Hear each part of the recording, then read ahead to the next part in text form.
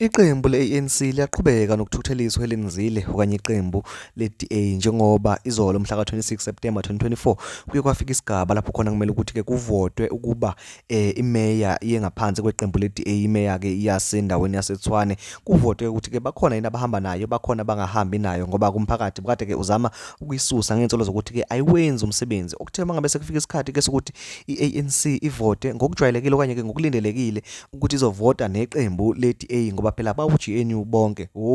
Iqembu-ke le-ANC lavesaneke lavota against yena-ke umnumzane Brink obeke sexoshwa-ke kuleya ndawo-ke yase-Western Cape. Nakhona-ke ngey'nsolo zokuthi ubekade-ke engabanaka abebala elimnyama kodwa ubezama-ke okanye-ke bethuthukisa abebala elimhlophe. Othena-ke uma ngabe sehamba-ke ephalamende emva kokuthi-ke kuvotwe, emva kokuthi-ke axoshwe, ubengakade-ke engasahambi nama-security akhe, engasahambi futhi-ke ngey'moto zakhe lezi ey'ningi-ke zikahulumeni enama-lights ablue. Okuthe nje uma ngabe sephuma ubesegaxela isikhwama sakhe esikhulu esigcwele-ke i-paperwork yakhe, wabeke esengenela kwi-Uber esebuyela endlini njengawo wonke umuntu. Ucela ukuthi uyibonele indlela abantu bebekade-ke bejabule ngayo nokuthi-ke iqembu le-EFF liphawulela thini ngalolu daba.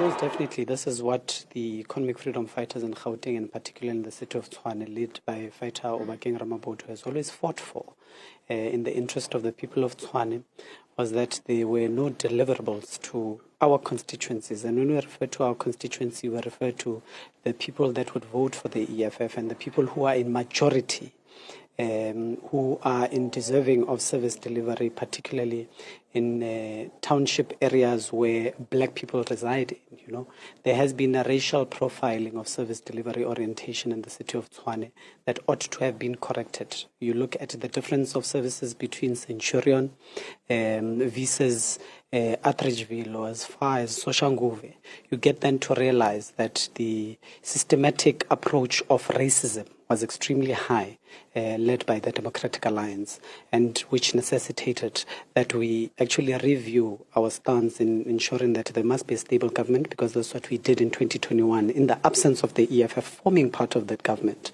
And we really dug deep to ensure that we look at a reconfiguration of government that would actually advance the cries of our people and put them at the center of a people's government in the city of Tshwane. Where do we go from here?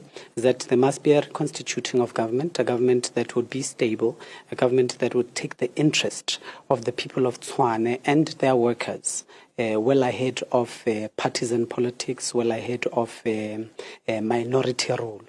And that would mean that the EFF at this current juncture ought to then participate in that government, because we have systematically seen in many of the cases where the ANC is left alone to govern alone, they fail. And they don't project the views and the interest of society ultimately. So they always need a bodyguard and a security guard who's always there to monitor them intimately. And that's where the EFF will then come in. Not only will we act as opposition, but will also act in the interest of a executive that would obviously form part of. And we have consistently shown that we have the ability to govern and co-govern. You look at the city of Ekurhuleni, you look at the city of Johannesburg, and even to an extent at looking at the city of Mogale, you get to realize that the members of the mayoral committee of the EFF are well capable, and they know what they are doing, and they work in the interest of society, and would like to showcase that and show the people of Tshwane really what an EFF government ought to look like. And the people of Tshwane have given us confidence and have given us their votes.